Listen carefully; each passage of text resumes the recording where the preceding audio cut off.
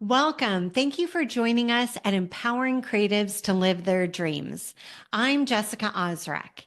Today we have a successful entrepreneur and owner of Speaking Roses, Rene Rodriguez. Welcome, Rene. Well, thank you for having me over. Appreciate it. Yes, of course. I am very excited to have you here and to go through your story of starting your company. And Renee, I'm interested to know what was the pivotal moment that inspired you to create Speaking Roses? So I've been an entrepreneur since I was a very young kid, right? And as an entrepreneur, I always was a dreamer.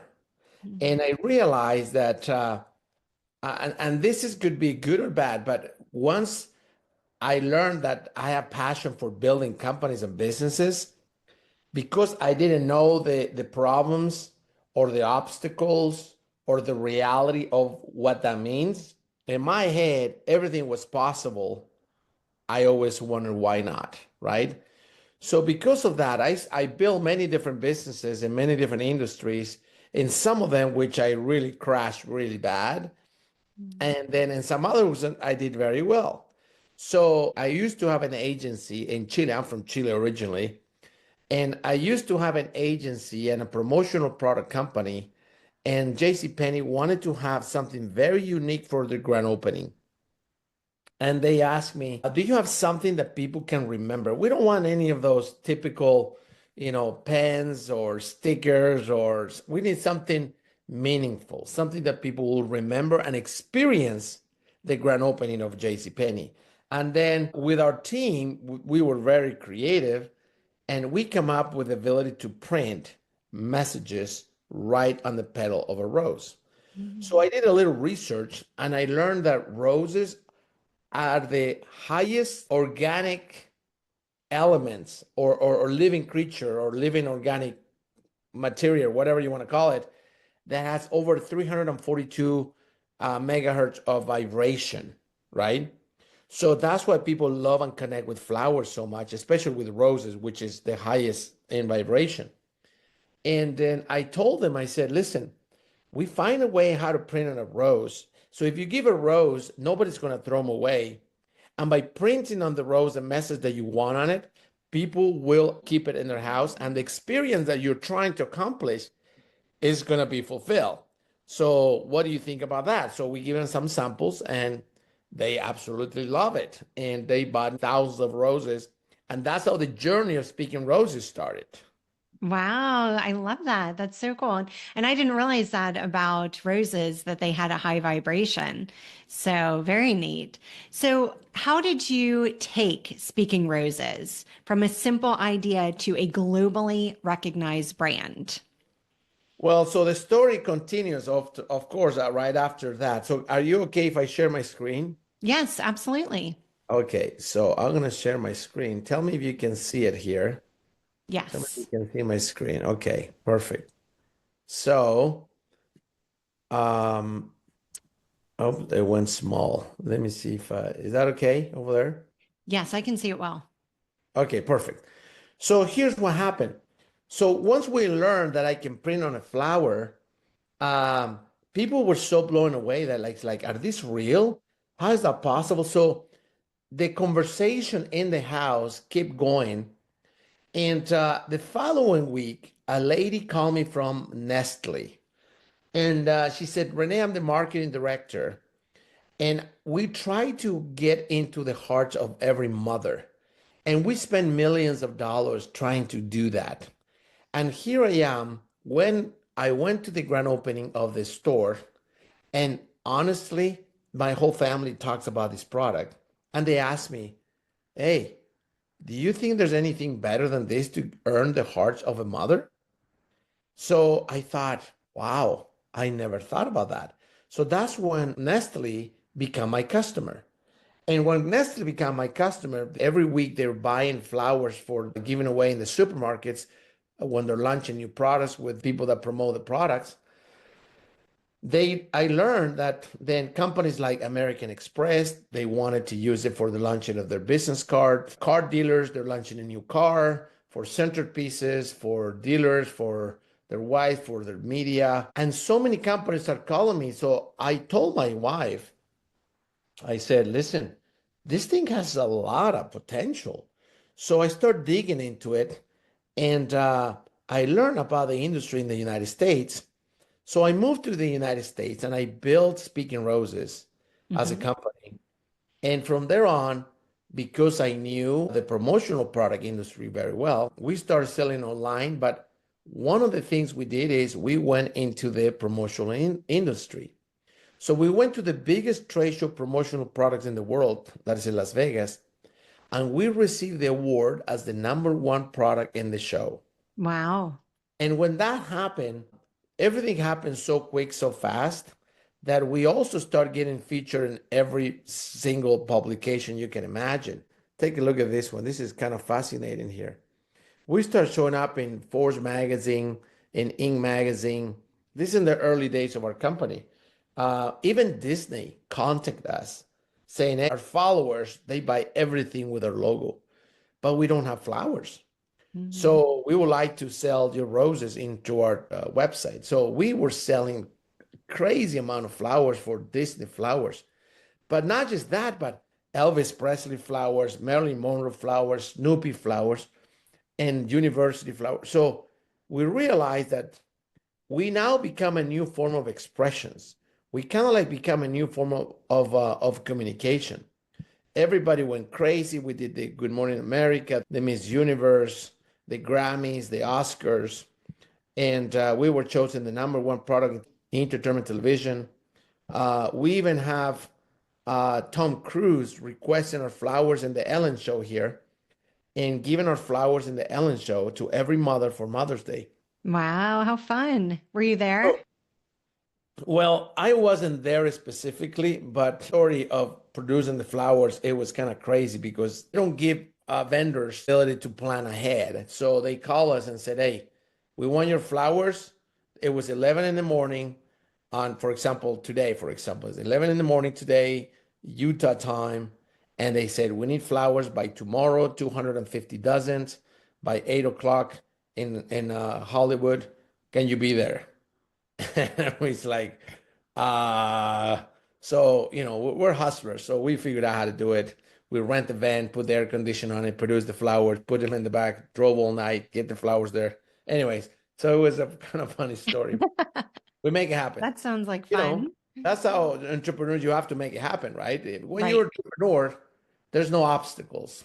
They're just all opportunities. And Mm. then you start seeing life in a whole different way. So that's what happened with the story. And then after that, this is the biggest aha moment for me. When I really started thinking about it, I thought paper alone is an industry. Paper, the raw material, is an industry. But it took somebody with vision. It took somebody with marketing.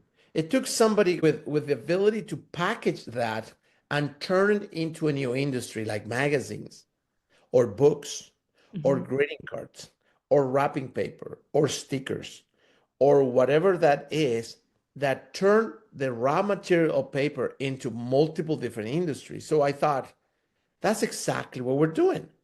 But instead of the paper, the vehicle is the rose.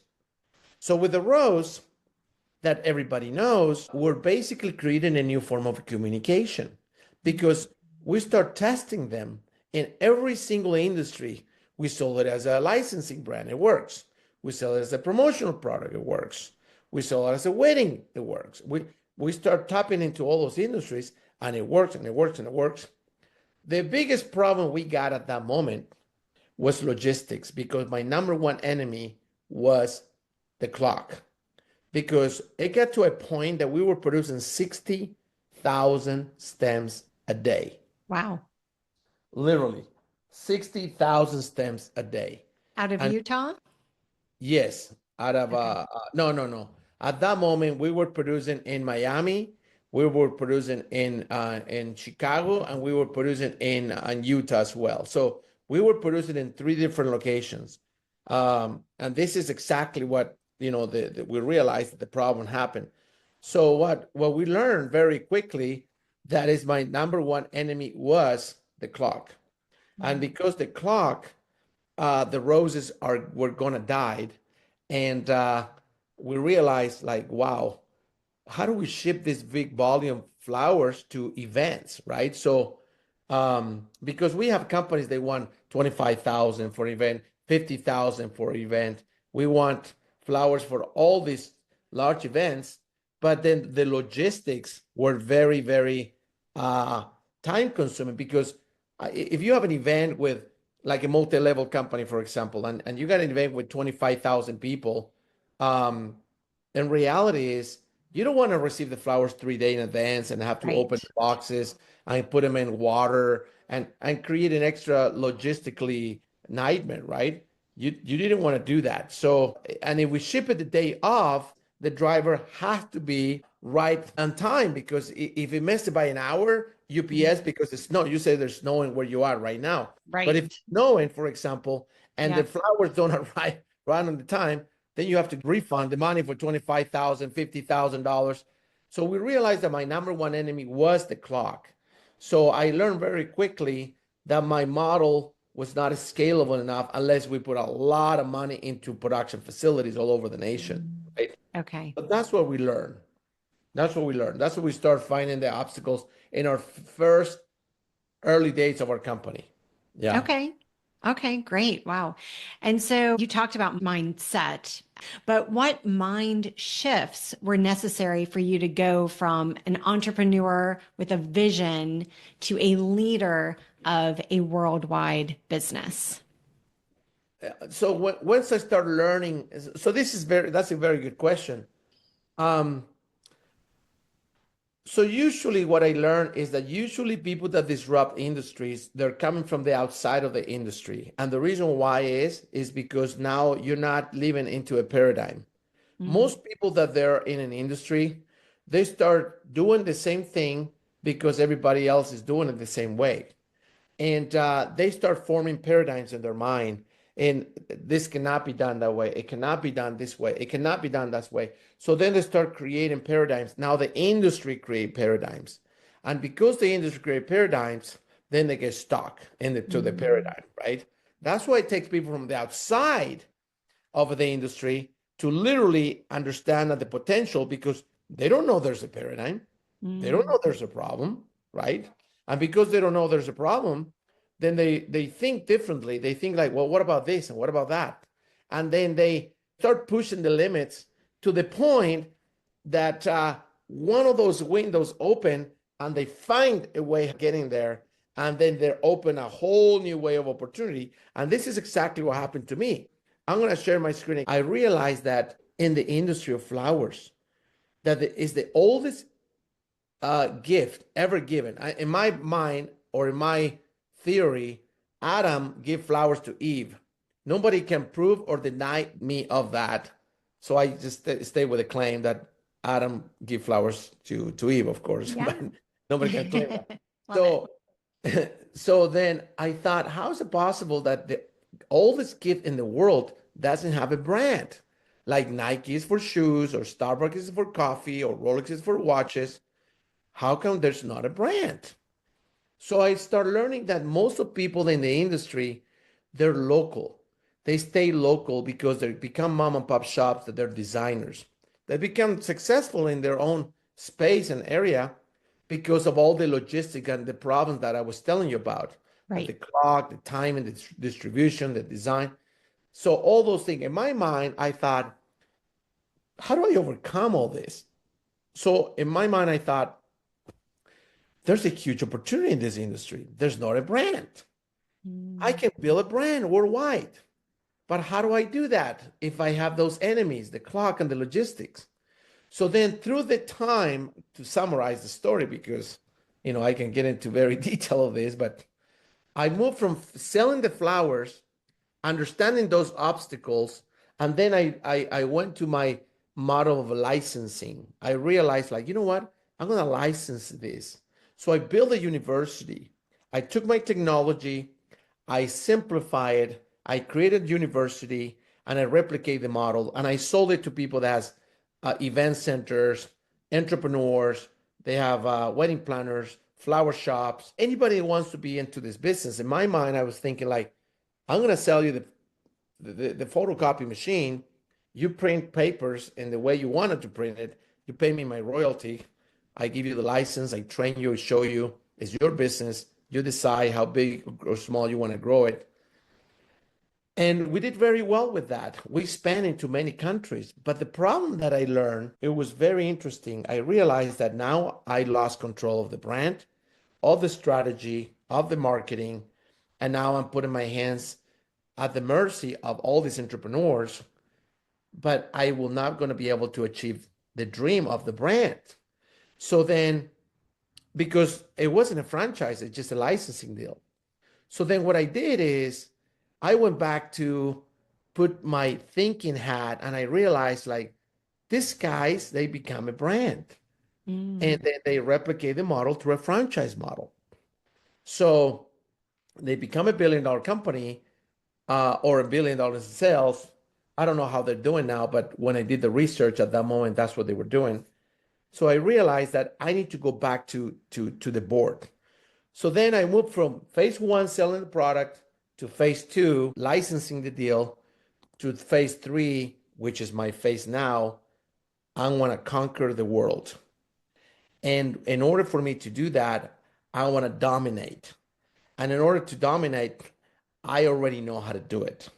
And the reason Mm. why I know how to do it is because I have bleed a lot. I have a lot of scars. I pay the price, but I start finding those windows that I was telling you about simply Mm. because I didn't know, right? Mm. Simply because I didn't know if it's possible or not. I just give it a try. So I built a new brand, and you're gonna like this. And because a lot of people in the United States don't know this. And I'm going to ask you this question, not to put you on the spot, but just to make a point that most people that listen to this, they will understand that they don't know this. So, you know, of course, what is the national bird of the United States is, right? Yes. Yeah, the bald eagle, correct? But can you tell me what is the national flower of the United States is? Well, I didn't know until I did some research on your company, and now I do know.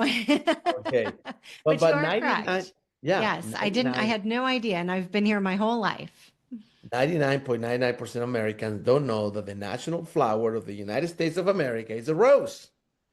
And then That's when I beautiful. learned I love about the that, rose.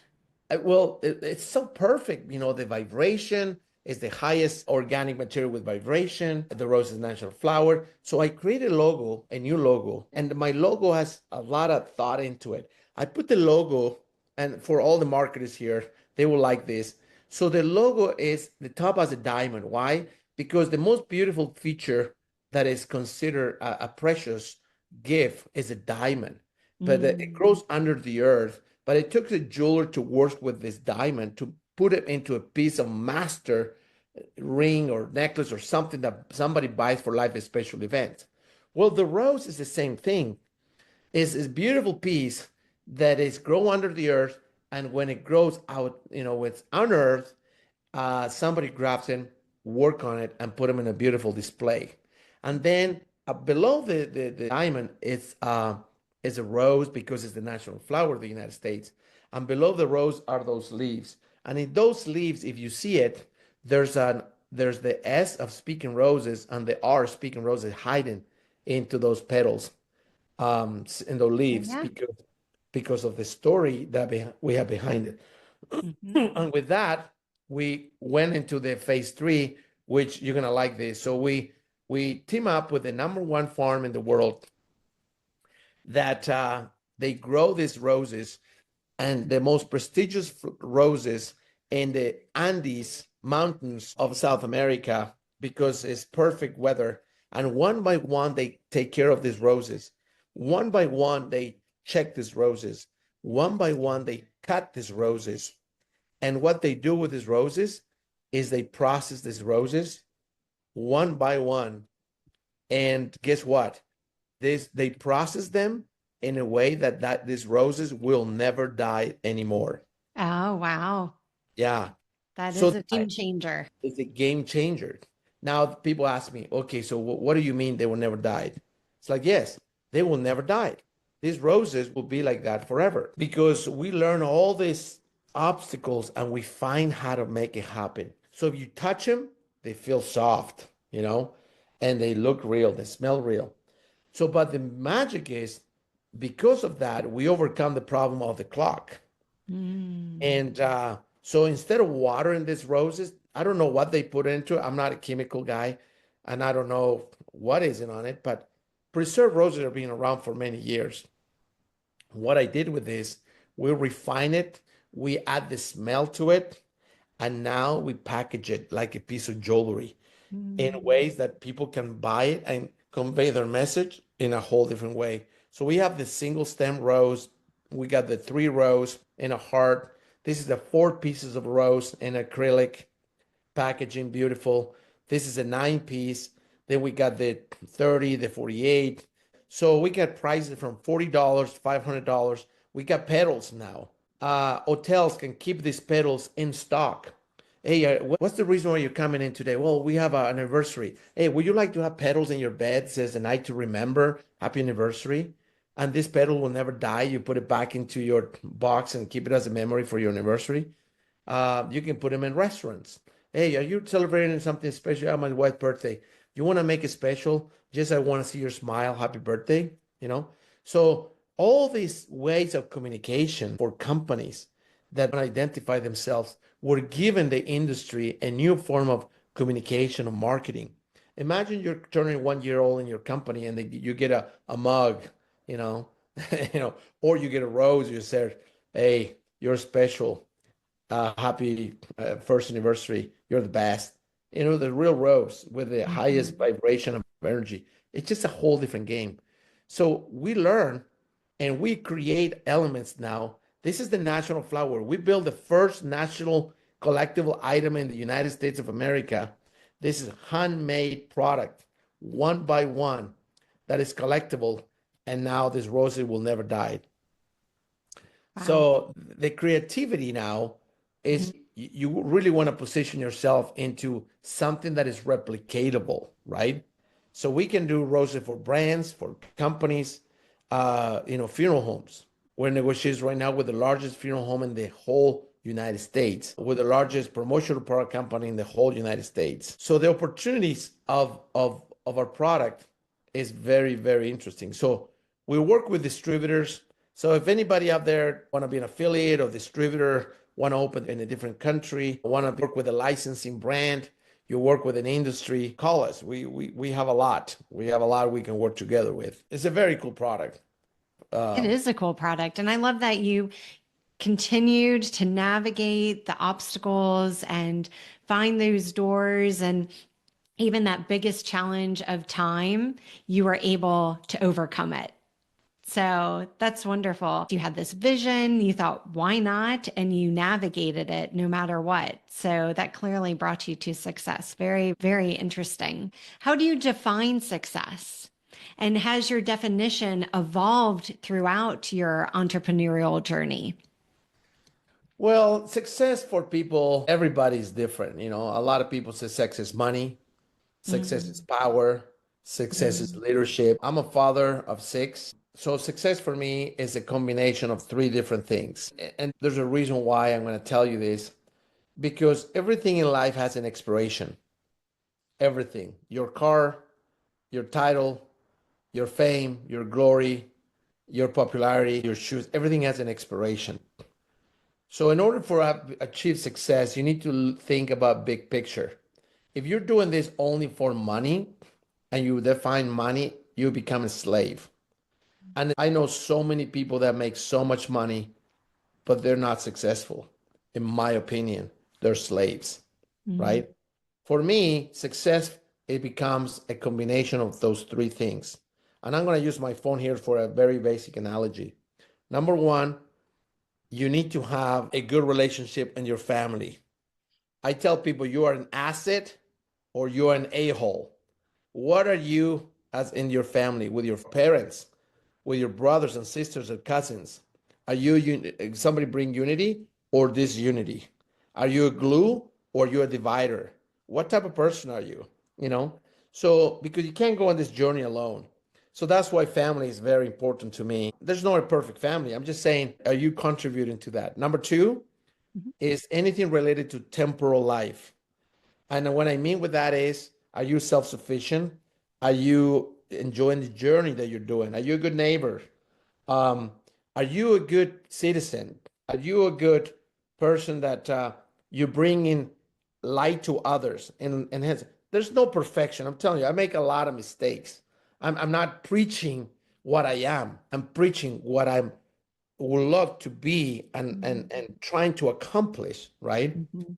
So in temporal, the way you eat, the way you exercise, all the elements related to not just money, but are you accomplishing your goals? Are you enjoying the journey? Are you overcoming? Are you quitting or not quitting? What type of a mindset you have that is allowing you to go to this journey? Are you tough enough to receive the bullets in your chest and learn from those mistakes and get up and keep going? You know, are you a quitter? Are you insane? What type of mind you have? So Right. when you have the balance between family and your temporal life, then the next one above, because with one, your life is kind of stable. With two, it's a little more stable. But the third one is spirituality. Mm. What is it happening inside of you, in your soul, in your spirit, in your mind? How are you feeding that, right? Mm. And the reason why I say that is because I see that the world is moving towards all disposable elements. People, everything is disposable, instant gratification, and there's no joy. I don't see joy in people. I see slaves. I see people that money, money, money, and yeah, money, but I see so many people that chase the money. When they chase the money, now they want to chase the other two things because they realize, like, what? Crap. Now I'm here, and then what? I don't have the other two things that I feel lonely. I feel empty. I feel unworthy because I don't have those things. So with those three things, I create a solid foundation of a life. So that's for me is it's success. I think that's wonderful. And I love that you say that because that is all very important. It's what we do at Elysian. Because in addition to creative and marketing recruitment, I am certified as a dream builder coach and life mastery consultant. And we teach success in four quadrants. So, time and money freedom, health, love and relationships, and vocation, how we give our gifts to the world. And so, my goal is to empower creatives to live their dreams, to really fulfill that spiritual calling so that we all are in touch with a purpose. Because I feel like there is a reason we are given dreams in our hearts. So I think that's wonderful because we don't want to be wealthy in time and money freedom and bankrupt in health or relationships. So it's important to have a full quadrant success, full experience in our lives. So I very much agree with you on that. Well, yeah, that's great because um, a lot of people just focus on the tangible elements and they forget the rest. And then over and over, they get there, and now what? They're empty, right? Right. Yeah. So, And I do know people who have done that, have gotten to the top of the mountain and they realize they're all alone. And so I'm glad that you're bringing that message to our viewers today because it is very important. So you initially worked with investors with Speaking Roses, but later you chose to regain control of your organization. So what advice would you give to entrepreneurs weighing the pros and cons of funding options for their business? um, I will say that you guys have the pros and the cons, right? Sometimes investors can be the best thing you could ever done, and Mm. sometimes could be the biggest nightmare you will ever do, right? Mm. So I will say that in order for you to do that, just go to the journey, pay the price, prove the model, um, and become an obsess with whatever you're doing, even if it's a small level. Because once you become obsessed of what you're doing, you're going to start learning about things that nobody else will be able to see. But that's when you bring the experts. And then the end, I will say you, if you have to, in the end, you bring the money. In my phase one, we brought work with investors. In my phase two, I didn't work with investors. We cash flow immediately, right? Mm-hmm. So I learned that if you are obsessed and you are working with that proven method and concept, your mind is going to start looking for ways and how to find that path. If you do have the passion and willing to pay the price, because you're not willing to pay the price, then you're not an entrepreneur. I mean, that's the Mm-hmm. reality. Uh, it's a tough journey for sure, you know. But if you like it, if you like the journey, you like the obstacles, you like the challenge, start early. That's what I tell my kids. Make a lot of mistakes early. Don't be afraid of going after mistake, but learn from the experience. Just forget about your opinion. Your opinion, I tell my people until today, the more I learn, the more ignorant I feel. I know a lot of things, but there's a lot of things I don't know. So my opinion is literally no valid. It doesn't matter what I think. It doesn't matter what you think. It doesn't matter. What matters is what the experts and the data exist. And when that works, and then you focus in data-driven experience and decisions, Mm-hmm. you're going to grow so much quicker and faster that you're going to avoid a lot of pain because your opinion is associated to pride. Your opinion is associated to entitlement, is associated to credit. And your opinion really doesn't matter, right?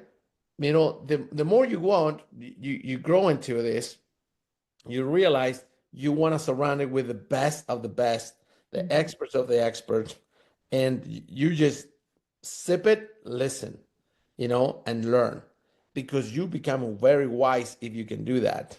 And then you bring that when there's no data, when there's no expert.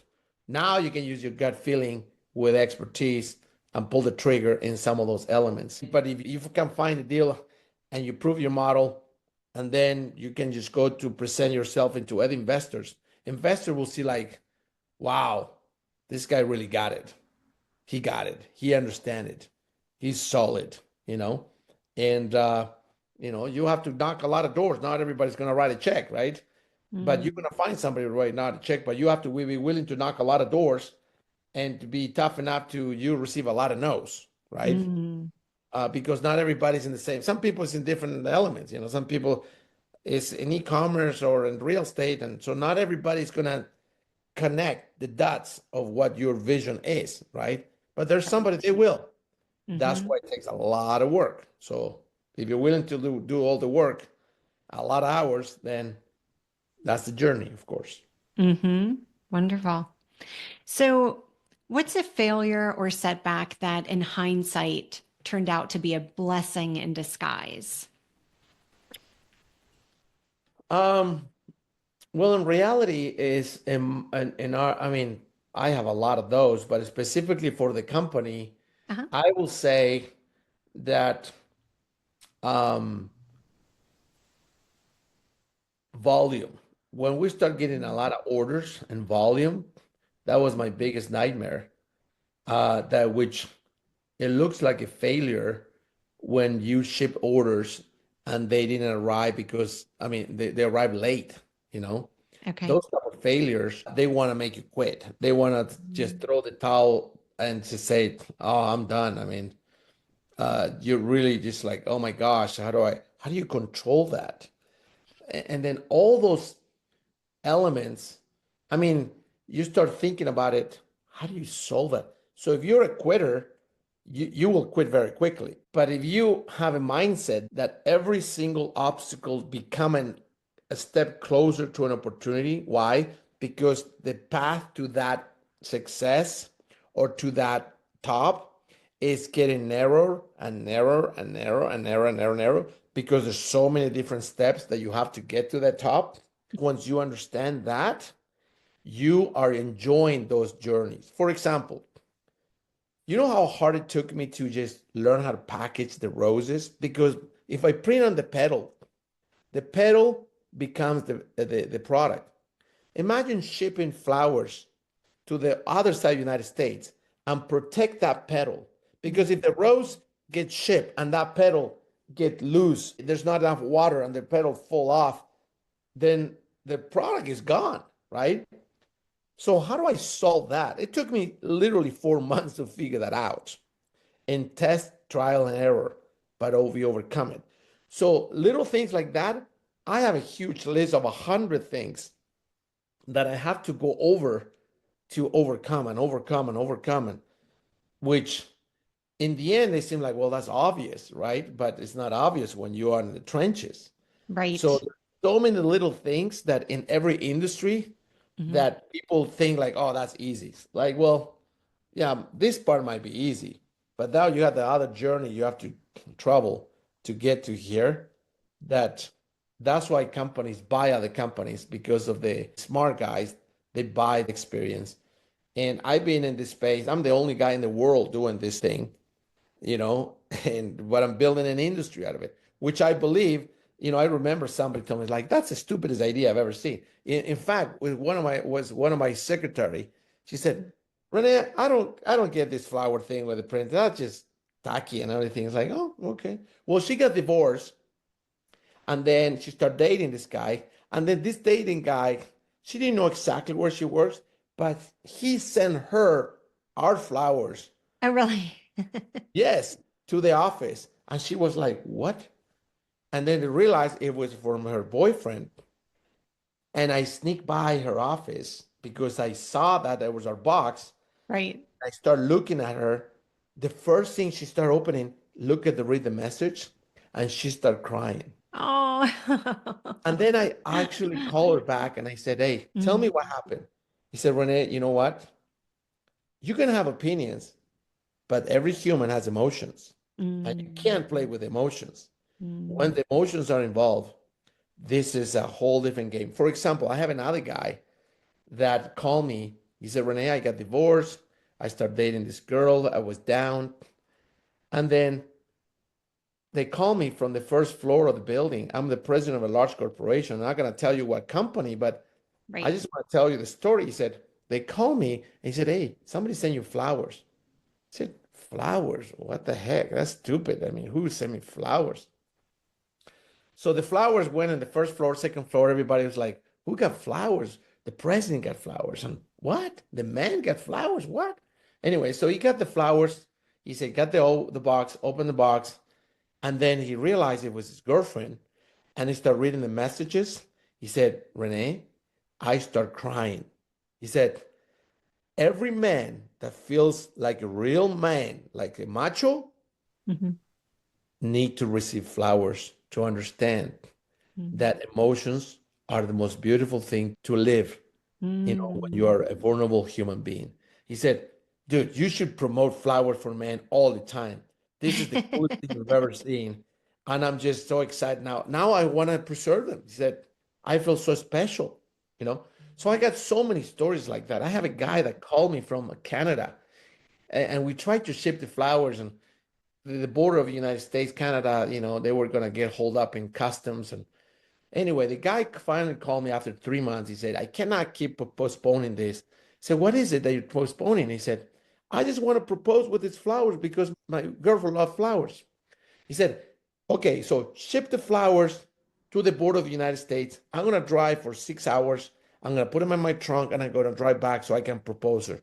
So we plan this whole thing, we get it happen, and we make it happen. So it's just something magical about the combination of flowers and your message that create this new form of expression that is way more Mm. powerful than a greeting card.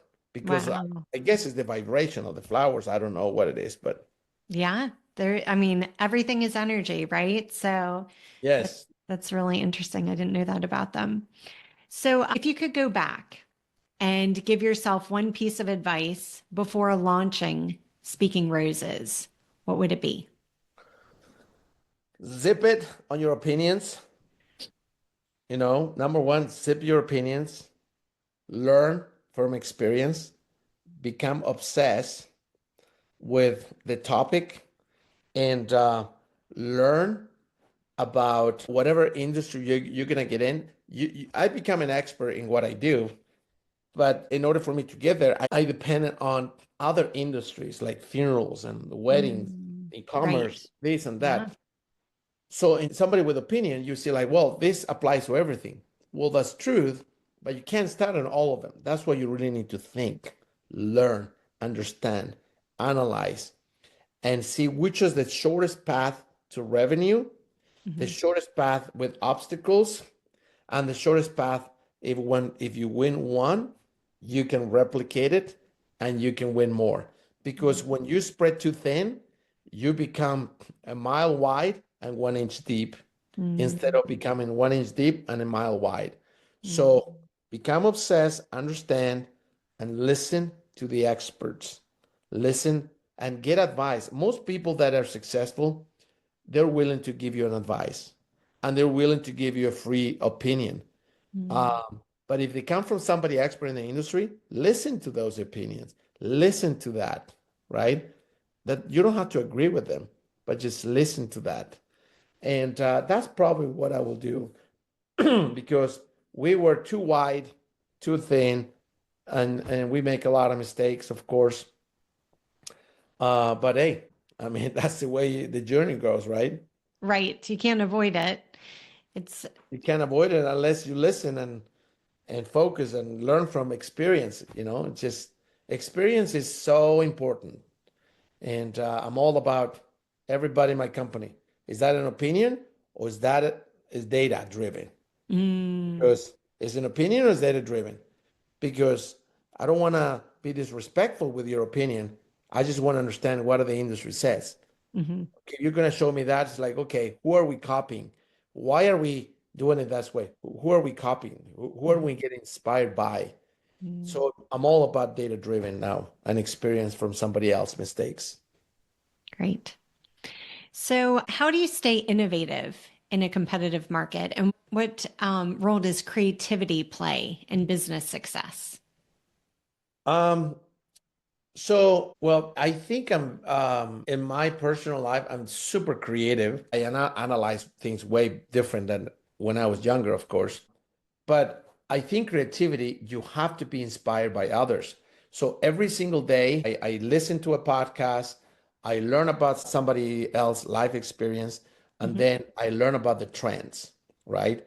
The trends of what's going on in all different industries. So my brain can feed with innovation, I mean, AI. I mean, we're coming up with things, guys, that they're so disruptive, like so disrupted. I mean, literally, we're coming up with things that they are completely people will like, holy crap, these guys are creative.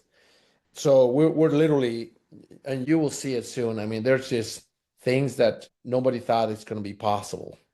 And yeah, I think that's how creativity comes in. It's like you're either very dumb and think there's everything can be possible, or you become very dumb and then learn to manage that, you know, energy and learn, create a system and a process surrounded by the expert that they validate that it can be possible.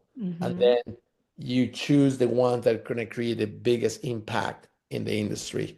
And that's where you go for it. And then you build a team, you have everybody else see the vision, Hmm. you sold them into the concept, then you motivate it to go to the next level, and then Hmm. you change the industry. Like that's how all world leaders are, right? So the definition for leader for me is somebody takes somebody, a group of people, and making see things that never seen before, making do things that never done it before, making understand things, and then accomplish things that they never seen before, and taking it to places that they never reached in their life before. Mm. So that's the way, for me, a definition of a leader is. Yeah, that is a leader. That's great. So, what strategies do you use to identify untapped market potential and develop unique products? Um, so in my particular case, um, I see an application for everything, right? And that is becoming a problem because the opportunity is so big. I mean, I can literally Mm-hmm. go tomorrow and I can create a line of products specifically Mm-hmm. for the baseball industry, for example. Okay. Literally, I can create a full lineup for baseball, like, put baseball bats. Our love is a home run. Put the stitches of hearts into it. So there's so many opportunity for our product in particularly, but I can't go chase them all. So the way how I learn, it's through the path of life. You start seeing what doors are opening for you, and then you start choosing one. And then with that, the one, you start digging into it.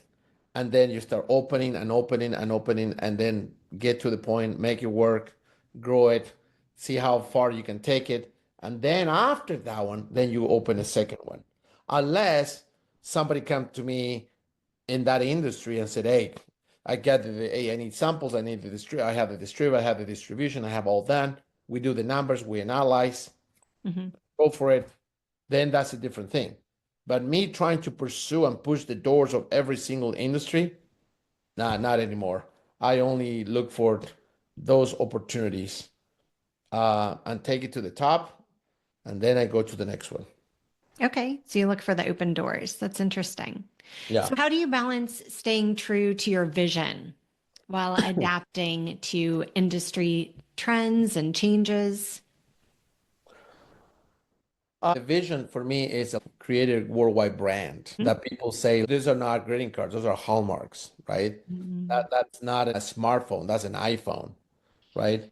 So in my mind, the printing of the flower is the key Mm-hmm. to open that mindset that change the behavior.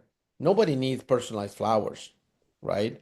Companies start for two reasons. Well, number one, you either solve a problem for a product or service, or number two, you create a new behavior of things that nobody needs. So in my mind, I'm creating a new behavior. So it's a blue ocean of opportunity, but the behavior that I'm creating, nobody needs it.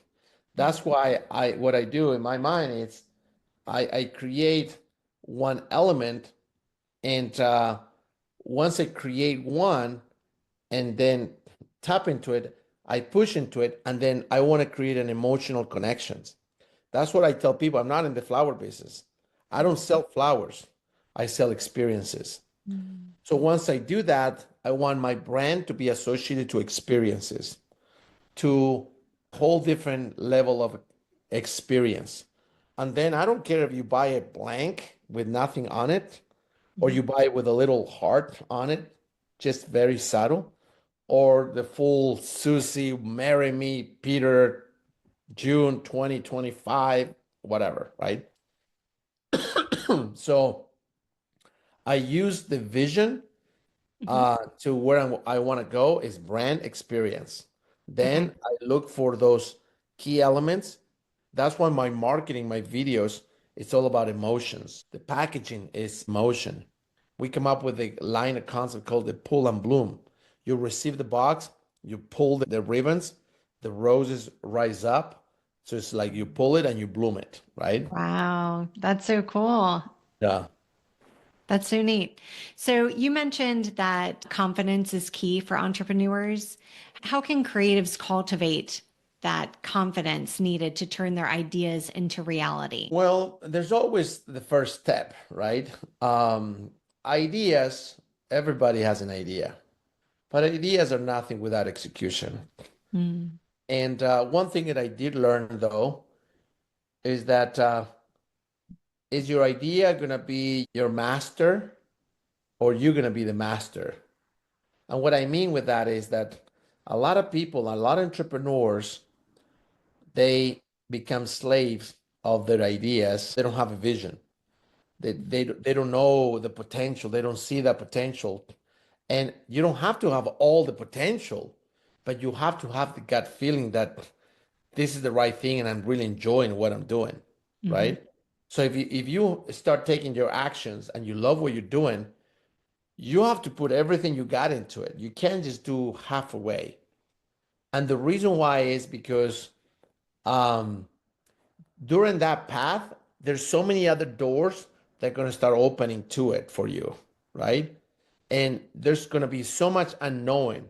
But if you don't have that passion for it and willing to pay the price, that's why surround yourself by people that learn, surround yourself by people, get in entrepreneur groups, ask business owners, like, hey, I'm an entrepreneur. I have so many people that call me sometimes, like, hey, I don't know you. I saw you. I would love to hear your advice into this.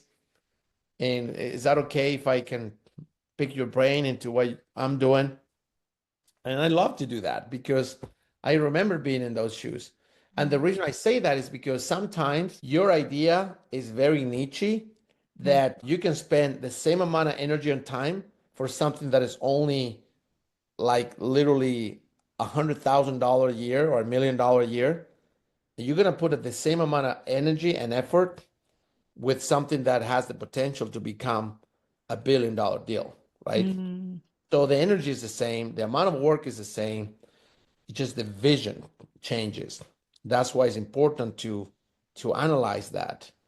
And if you're young, go for it and make it and break it. But that's why I told young people, just go for it, fail, do it right now. Don't, it doesn't have to be perfect. Learn. This is the time to go make mistakes. Learn, fail, fail, fail. And just understand that you don't have kids, you don't have, no, that's not, those are steps to open your mind. The more you surround yourself, the more you fail, the more you learn, the more you feed your brain. I mean, most people today, kids are just doing this all day long instead of learning. Entrepreneur, you need to be obsessed, right? Right. So that will be my advice to those people. It's a niche, it's big, surround yourself, because if you're gonna put the time, it doesn't matter if it's gonna be niche or $1 billion deal. Mm-hmm. Time has to be put anyways. Right. So when you're referring to do it when you're young, it's because you don't have as much responsibility. So it's easier to fail and you don't have as much to lose and at stake. Is that correct? Yeah, I mean, the less responsibility that you have, the easier it is to do things. Once you start getting kids, and then you got a house, and then you got a wife, then you got more responsibility bills. You can't just put it. You can't. I mean, that's depending of the couple's vision, right? I've seen couples that they put everything together into the deal. Some of them make it, some of them break it, right? And then they have to start all over again. I have kids, so I was a lot of more maverick when I was younger, and I make a lot of mistakes. That's why I said all those mistakes for me, they're phenomenal. They're my best friends. They're my best assets, right? That's why now I look for experience. I look for the Okay. experts. Yeah. I aim, and then I shoot. Hmm. There's a lot of people that do aim. They never shoot. There's a lot Mm. of people that just grab the shotgun and start doing the shotgun approach, and they never aim. I believe in you aim, shoot, aim, shoot. But the aiming has to be with experience, bring the experts, because the problem is humans, they want to take credit. And an entrepreneur knows very quickly that you don't give a crap about the credit. You want it to work. So right now, I love to give the credit to other people. The reason why is because the more I give the credit to others, Hmm. they more feel entitled, they're part of the vision, and the more they want to be part of this vision, Hmm. that in a sense is flattery for you because they're working on your vision, right? Right. So that's why you want to bring the team, that Hmm. they're experts, that they can take the credit. And Hmm. then they are the ones that just put in their heart, mind, and soul into it, because you can't do it alone. You have to do it with the right team. Team Right. is so important. I lost one of my best guys in COVID, and not lost him in life, but I'm just lost him because things went tough. So he has to go make more money because I couldn't afford him. It was too expensive at that moment. And because COVID really shake things up. Hmm. And but that guy was phenomenal, So I still want to bring it back, soon. And uh, but people is the most critical thing. Yeah. Yeah. Invest in yourself and invest in your employees. That's for sure. So Yeah. you're passionate about building high performing teams. So what qualities do you look for in people you bring on board? There's people that you can count. There's also people that you can trust, right? Mm-hmm. It's very hard to find people you can count and trust at the same time. Very hard, right? So when I look for people, in my opinion, they don't necessarily have to be the smartest guy in the room, but they have to have the right attitude. For me, attitude is number one. Number two, you have to have the basic skills to achieve the basic jobs that need to be done. And if you're disciplined enough, you can learn and you can overcome whatever it takes because work overcomes any talent. And you can trust and count those people. Those are your best people because that's how you build the teams. They're the most loyal people that you'll ever find.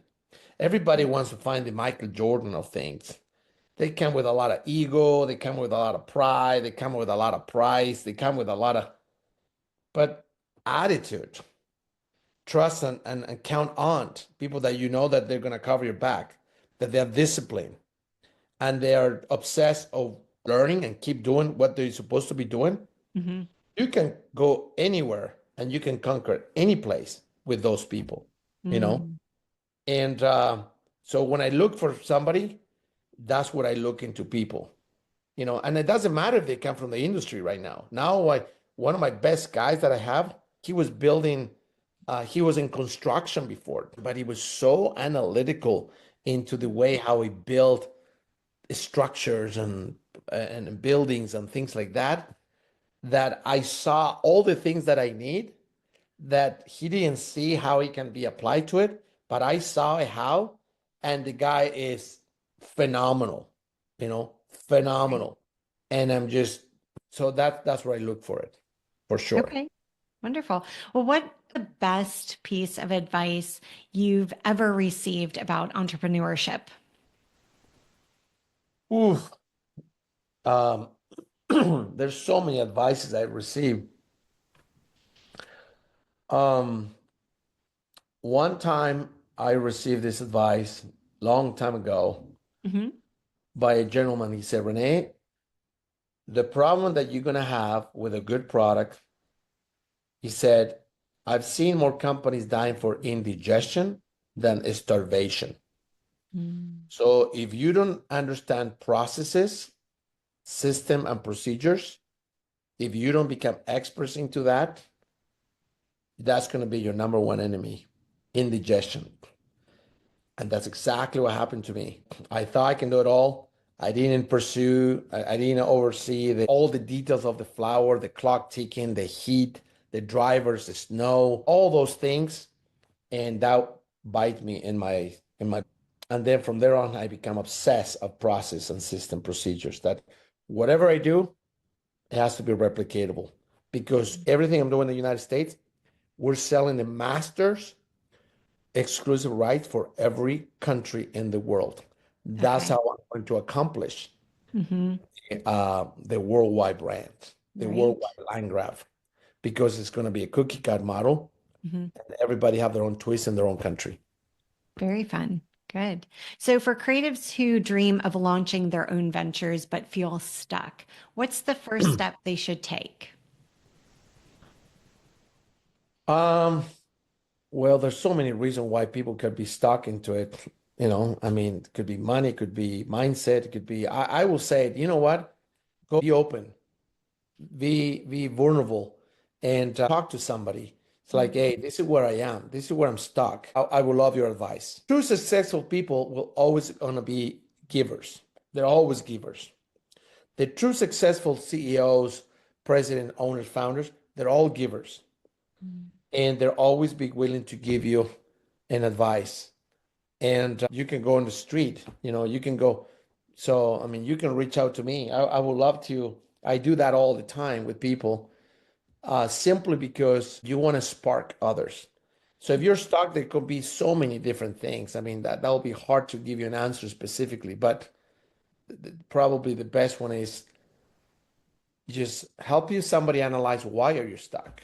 Is it money? Is it just money? Is it mindset? Is it fear? It's what is it, right? Just trying to identify and narrow down that the reason why, you know. Um, and most people they have an idea and they immediately think they need money to solve it, but they're not willing to pay the price or pay some type of price to get to a proven concept. Mm.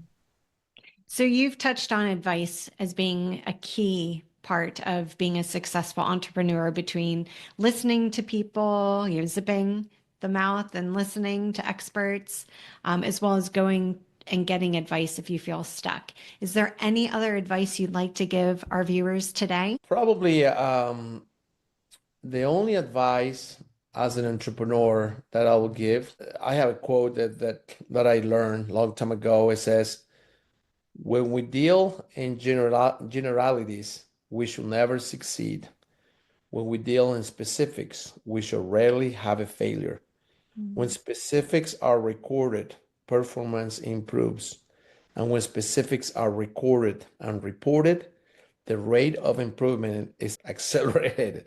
So my advice will be is that start tracking whatever you can possibly track in your journey mhm, mhm, and do what you have to do when you don't want to do it mm, because the journey of entrepreneur is very uncomfortable. If you track, if you understand where you're stuck, and then do what you have to do when you don't want to do it, you're going to start opening the doors and everything start opening little by little. But go for it, you know.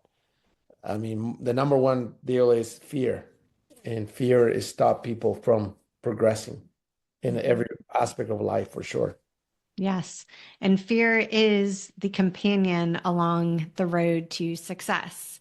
So it's a matter of befriending it. 100% for sure.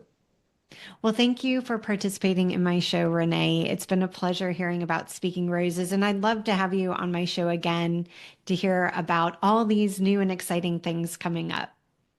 We'd love to. Yeah, thank you for taking the time for having me in the show, and I appreciate your kindness and for doing this for entrepreneurs, which is very much needed for sure. And thank you for joining us at Empowering Creatives to Live Their Dreams. I'm Jessica Ozrek. You can do it. I believe in you.